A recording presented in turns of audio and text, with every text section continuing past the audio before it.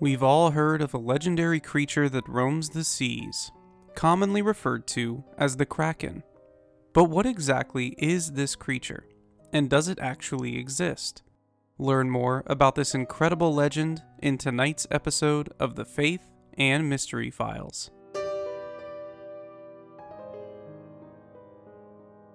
Let's begin by looking at the specific features of the creature.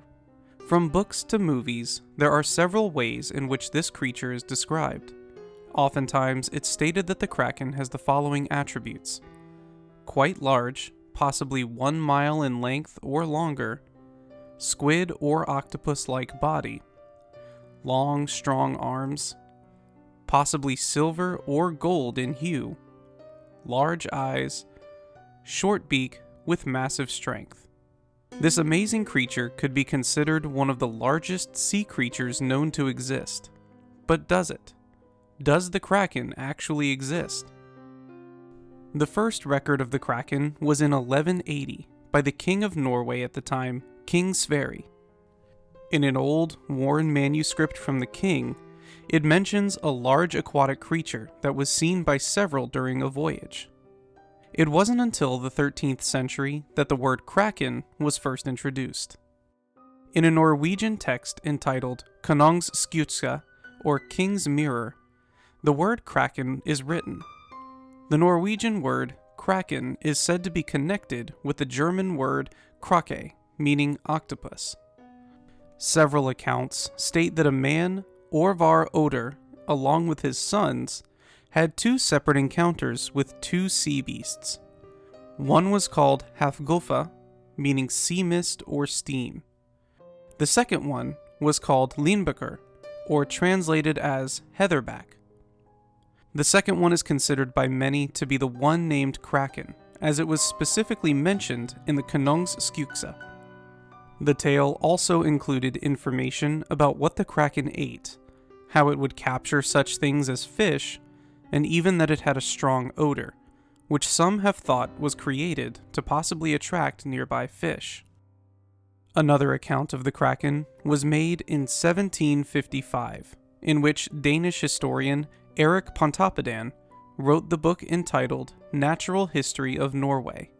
In the book, it states, "I am now come to the third and incontestably the largest sea monster in the world.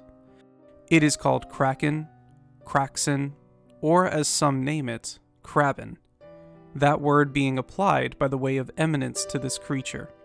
He went further on to write, "Our fishermen unanimously affirm, and without the least variation in their accounts, that when they row out several miles to sea, particularly in the hot summer days, and by their situation, which they know by taking a view of certain points of the land, expect to find 80 or 100 fathoms water.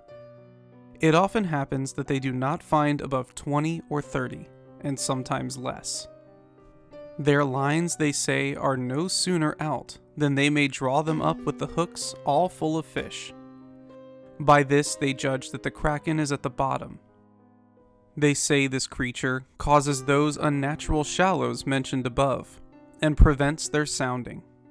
There are sometimes 20 boats or more got together, and throwing out their lines at moderate distance from each other.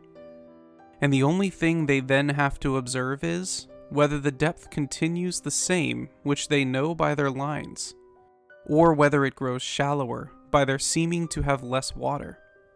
If this last be the case, they find that the Kraken is raising himself nearer the surface, and then it is not for them to stay any longer. They immediately leave off fishing, take to their oars, and get away as fast as they can. When they have reached the usual depth of the place, and they find themselves out of danger, they lay upon their oars, and in a few minutes after, they see this enormous monster come up to the surface of the water. He there shows himself sufficiently." Erik Pontoppidan continues by saying that no one has seen the creature fully. Yet, what they saw was its central back or the top of its head. They estimate it to be about an English mile and a half in circumference. To give a visual of how big that would be, Here is this photo for an example. Just its head, or even back, this creature would have to be massive. Added on to the fact that not only a few people saw it, but around 50 to 100 on a regular basis is also impressive. Are there any more recent stories about a possible Kraken? In 1978, the United States naval frigate ship USS Stein was on its way back to California after completing special operations around Acapulco. Everything went well on the trip there. However, as it was returning, there was a large jolt, and immediately the sonar system began malfunctioning. The ship was also experiencing serious technical issues. They were able to make it back to the Long Beach Naval Shipyard. However, when the team conducted an inspection, they were shocked at what was found. The sonar dome was completely damaged, with small cloths or teeth-like pieces being left in the no-foul rubber coating. There were also long, deep tears covering about 8% of the ship hull. A Navy biologist was called in to inspect the area to try to identify what happened. He believed that the hooks or teeth were very similar to that of a giant squid. Yet those particular types of pieces he had not encountered before. For a squid to match the remaining pieces, it was concluded that it would have to be at least 150 feet in length, which is said to be about half the size of the Statue of Liberty. Do these stories prove the existence of the Kraken? All three incidents match up with features, traits, and habits. Is the Kraken a large type of squid or octopus? Or is it a creature that hasn't properly been discovered yet? Thank you so much for watching this episode of the Faith and Mystery Files.